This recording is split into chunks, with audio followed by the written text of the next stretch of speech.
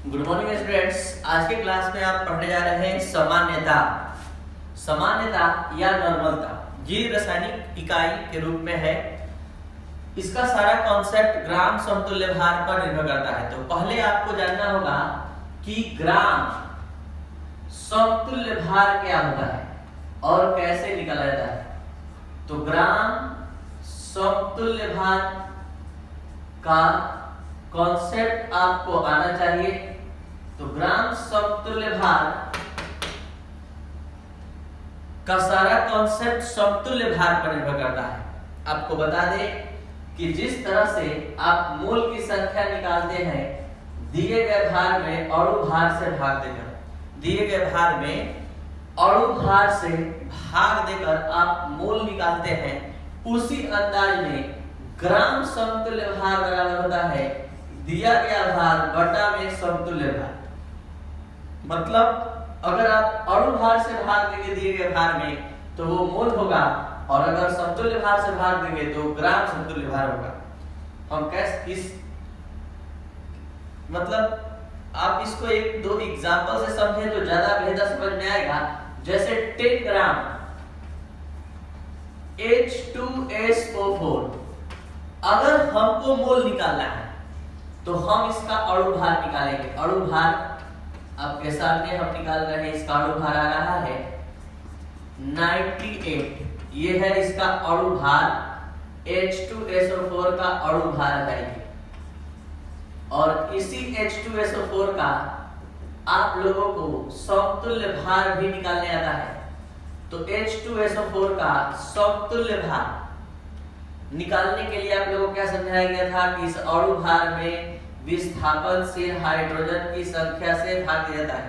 या H2SO4 को तोड़ दीजिए, ये टूटेगा 2H plus SO4 minus minus, तो ये कितना आया 49। तो आपको बता दें कि ये 49 समतुल्य भार है और 98 अणु भार है।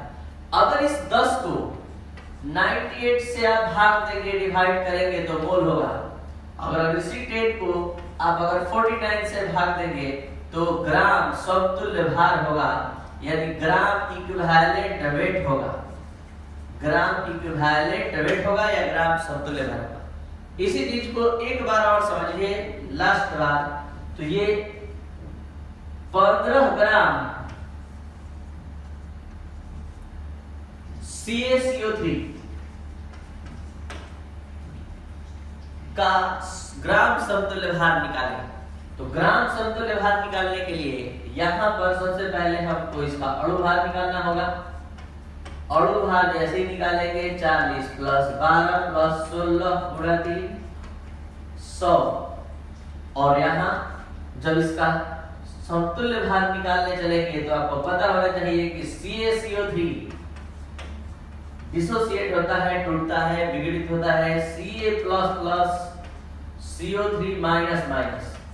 तो धनायन परिस्थिति आवेश कितना है 2। तो पिछले क्लास में पिछले लेक्चर को जाकर आप देखें, समतुल्य भार से रिलेटेड, इक्विवेलेंट वेट से रिलेटेड 2 लेक्चर है जिसको आप बढ़िया से समझ लीजिए। आगे भी विद्युत रसायन के क्लास में उसका जरूरत पड़ेगा और भी बहुत सारे टॉपिक में उसका जरूरत महसूस होगा, इसलिए उसको आप क्लियर कर लीजिए वहां से समझकर। ऐसे डायरेक्ट हम आपको बताते हैं कि ग्राम समतुल्य भार निकालने के लिए दिए गए भार में समतुल्य भार से भाग देते हैं। और समतुल्य भार कैसे निकलता है, तो समतुल्य भार अणु भार में धनायन या ऋणायन की संख्या से भाग देने से, धनायन या ऋणायन परिस्थित आवेश की संख्या से भाग देने पर प्राप्त होता है। तो सबसे पहले हम इसका अणु भार निकाल लिए, कितना 100। और अब इसके धनायन परिस्थित आवेश को देखिए या ऋणायन परिस्थित आवेश को देखिए, दोनों पर आवेश का परिमाण 2 है, तो ये कटेगा तो कितना समतुल्य भार आया 50। तो ये 50 इसका समतुल्य भार है और ये 100 इसका अणु भार है। तो ये समतुल्य भार और ये अणु भार। अब अगर 15 ग्राम CaCO3 का मोल निकालना हो तो हम अणु भार से भाग देंगे, यानी कि 15/100, तो ये हो जाएगा मोल। लेकिन जब इसी 15 को इसके समतुल्य भार से भाग देंगे 15 को, तो ये हो जाएगा ग्राम समतुल्य भार, ग्राम इक्विवेलेंट वेट। तो ये है ग्राम समतुल्य भार का विचार।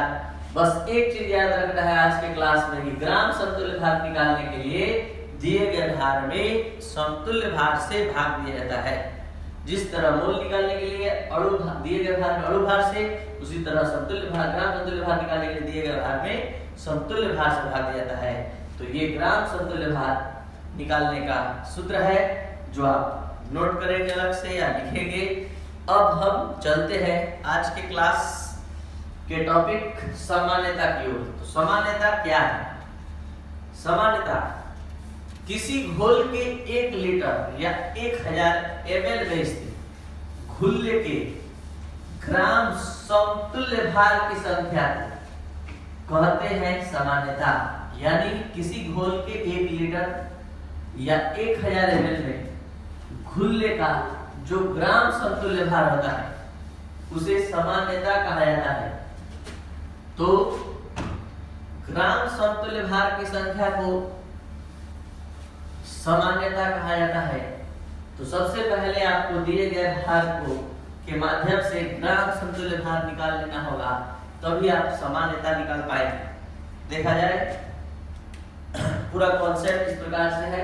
या इस परिभाषा को समझने के लिए आपको बता दें कि इस परिभाषा में 2 शर्त है कि सामान्यता जब भी निकलता है 1 लीटर में या 1000 ml में, और दूसरा ग्राम समतुल्य भार की संख्या, घुल्ले के ग्राम समतुल्य भार की संख्या निकाली जाती है। तो हम यहां एग्जांपल के माध्यम से आपको समझाने जा रहे हैं। 1500 ml का घोल है जिसमें H2SO4 का 980 ग्राम मिलाया गया है। तो घोल की सामान्यता ज्ञात करें। 1500 ml के घोल में H2SO4 का 980 ग्राम स्थित है, तो घोल की सामान्यता ज्ञात करें। तो सबसे पहले हम लोग को H2SO4 का अणु भार निकालना होगा। H2SO4 का अणु भार 1 × 2 + 32 + 16 × 4 ये हो गया 98। और अब समतुल्य भार निकालना होगा, और समतुल्य भार निकालने के लिए इस अणु भार में धनायन पर स्थित आवेश से या टोटल विस्थापनशील हाइड्रोजन की संख्या से भाग देंगे, तो ये आया 49। अब दिया गया भार कितना है? 980। तो हम सबसे पहले H2SO4 के ग्राम समतुल्य भार की संख्या निकालेंगे। ग्राम समतुल्य भार की संख्या निकालेंगे, और ग्राम समतुल्य भार की संख्या हो जाएगा दिए गए भार में। हम क्या बताए हैं? दिए गए भार में समतुल्य भार से भाग देने के लिए ये हो गया ग्राम समतुल्य भार की संख्या। अब आइए कॉन्सेप्ट के अनुसार क्या कर रहा है? 1500 ml के घोल में 1500 ml के घोल में H2SO4 का 980/49 ग्राम समतुल्य भार स्थित है। समतुल्य भार स्थित है, इसलिए 1000 पर ये हो जाएगा 980/49 गुणे 1000/1500। तो ये आपको बता दें कि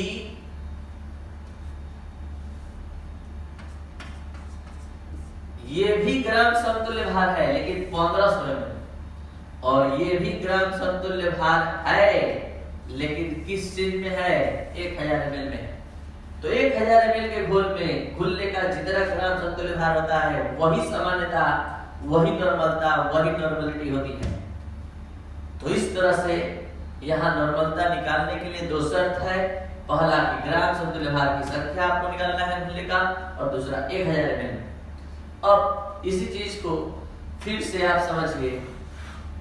VML का एक घोल है जिसमें घुल्ले का WA ग्राम, घुल्ले का कितना ग्राम, WA ग्राम मिलाया गया, तथा इसी घुल्ले का समतुल्य भार E है। तो घोल की सामान्यता ज्ञात करें। VML का घोल है जिसमें घुल्ले का WA ग्राम है और यहाँ घुल्ले का समतुल्य भार E है।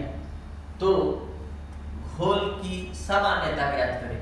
तो यहाँ VML के घोल में VML, तो पहले VML घोल में कितना ग्राम है, घुल्ले का WA ग्राम और समतुल्य भार कितना है E। तो दिए गए घुल्ले के भार में अगर हम समतुल्य भार से भाग दे दें तो क्या हो जाएगा, घुल्ले के ग्राम समतुल्य भार की संख्या। तो क्वेश्चन के मुताबिक आप क्या देख रहे हैं, क्योंकि VML के घोल में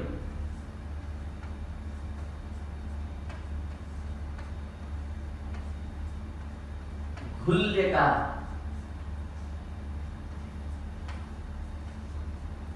W/E ग्राम समतुल्य भार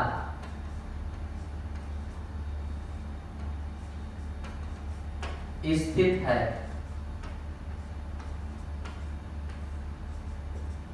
इसलिए सामान्यता हमेशा 1000 पर ही निकाला जाता है ml में रहने पर। तो क्या हो जाएगा, ये हो जाएगा WA अपॉन E गुणा 1000 इंटू V।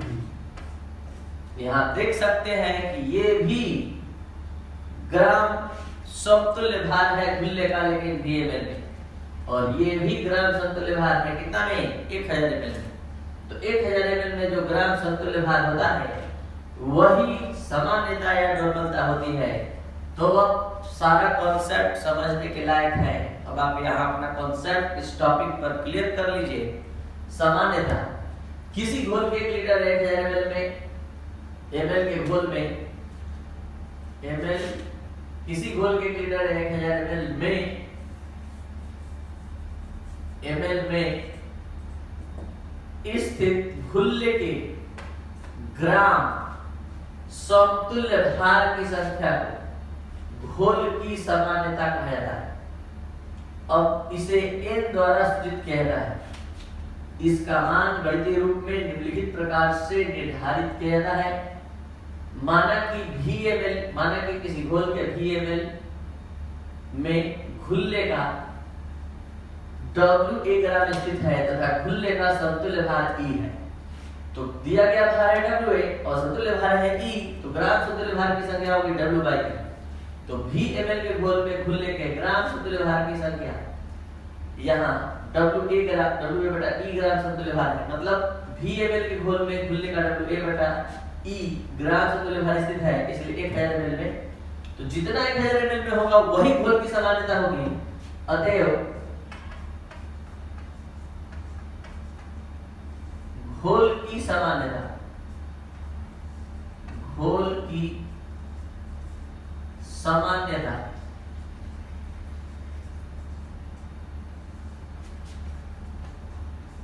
बराबर WA गुणा 1000 बटा में E गुणा V।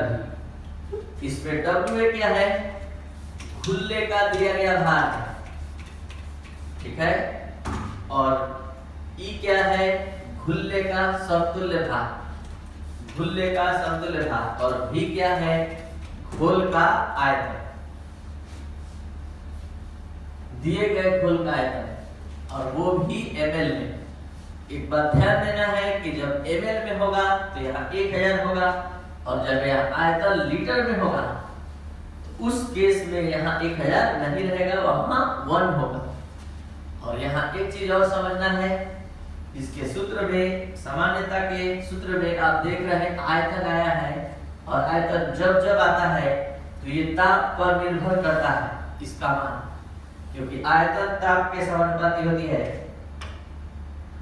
इसलिए यहाँ समझ सकते हैं कि इस घोल की सामान्यता का मान ताप पर निर्भर करेगा।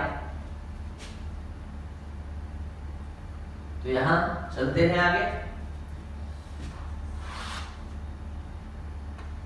अतएव घोल की सामान्यता का सूत्र मिल गया हम लोग को।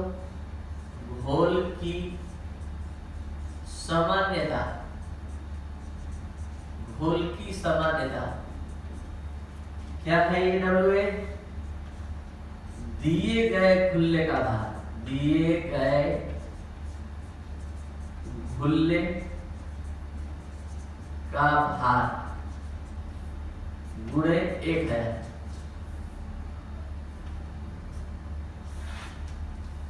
बटा में खुले का समतुल्य भार ई क्या है? खुले का समतुल्य भार है। और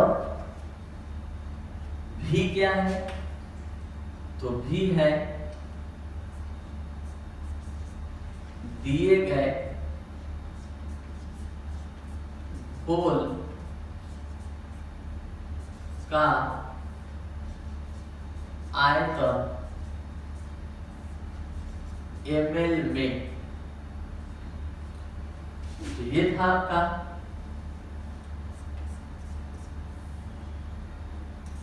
अब ml में ये सूत्र था। अब हम बात करते हैं लीटर। तो जब ये लीटर में बात किया जाएगा तो घोल की सामान्यता, घोल की सामान्यता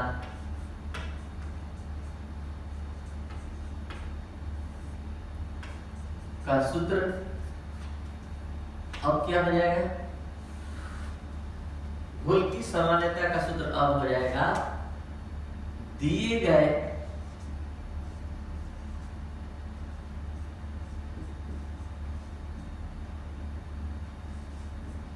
खुले का भार गुणा 1। और यहां हो जाएगा खुले का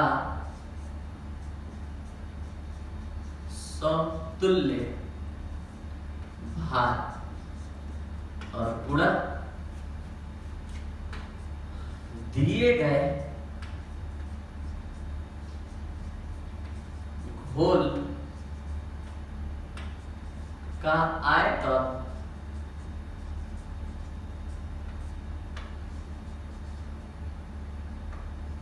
लीटर में।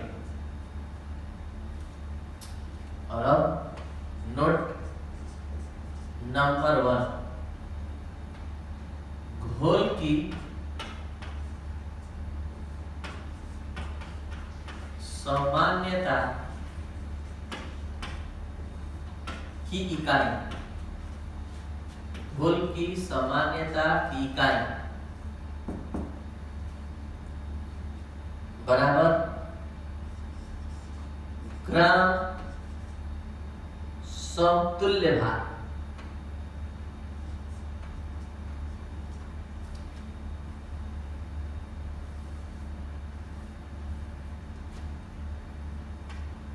ग्राम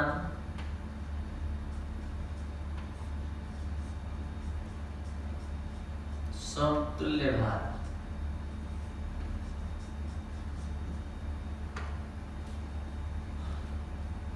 इंटू ग्राम समतुल्य भार प्रति लीटर, प्रति लीटर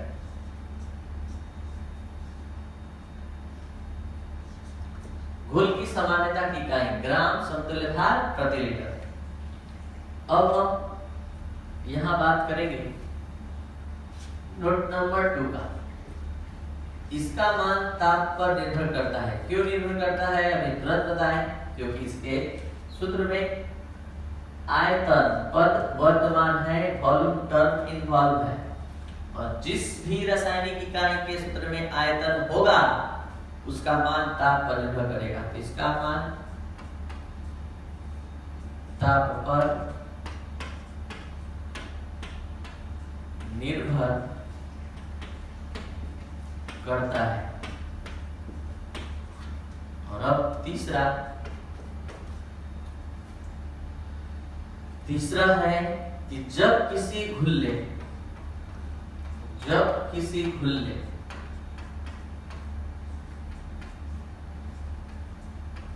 का अणु भार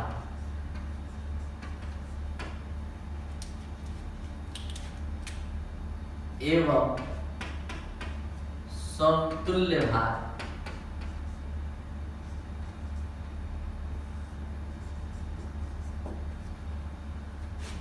बराबर होता है तो या समान होता है तो बराबर होता है तो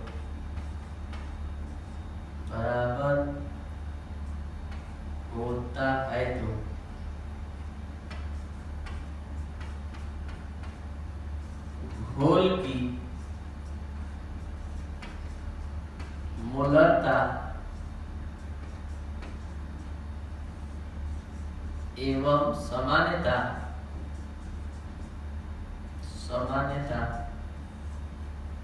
भी बराबर होती है।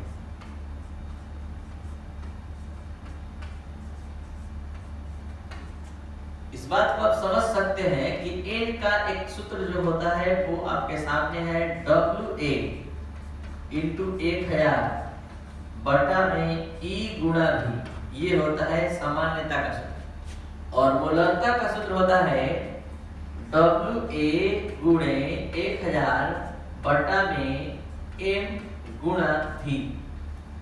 अब अगर घुल्ले हमारा HCl है तो घुल्ले HCl का अणु भार निकालेंगे तो 1 प्लस 35.5 36.5 है।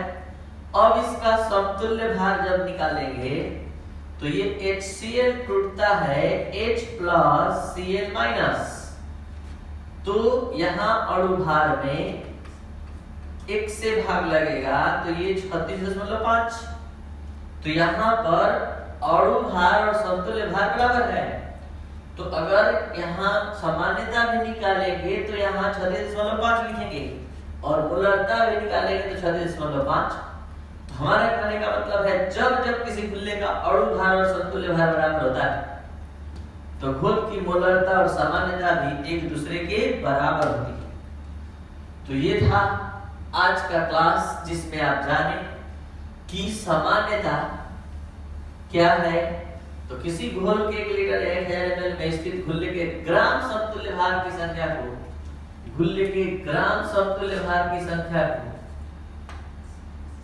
किसी घोल के 1 लीटर या 1000 ml में स्थित घुल्ले के ग्राम समतुल्य भार की संख्या को सामान्यता, घोल की सामान्यता कहा जाता है।